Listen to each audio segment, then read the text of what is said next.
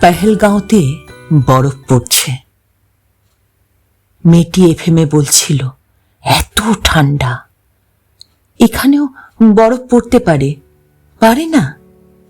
আমরা তো রুটির বদলে কেক খাবো। আর মদ, সানটাই তো সেই বুড়ো সাধু সঙ্গ করতে চাইছে।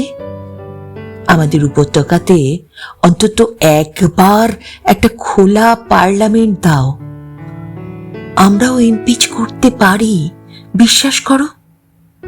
Amendment, further amendment. মহাভারত কোনো হিন্দু মহাকাব্য নয়, যেমনটা জকি বলছিল। এত সবের জন্য একটাই পার্লামেন্ট চাই উপত্যকাতে, আর কোনো কাঁদুনি গান নয়। আমরা সেদিন সকাল সকাল স্নান করে যেমন উপাসনা গৃহে যায়, তেমন জমায়েত হব। এ যাবৎ আমাদের কৃতকর্মের জন্য আমরা নিজেরাই নিজেদের কুশ পুতুল পোড়াব। তারপর একে অপরের পোড়া মুখে তুলে দেব প্রিয় কেক, আর খুব অস্ফুটে বলবো, মেরি ক্রিসমাস,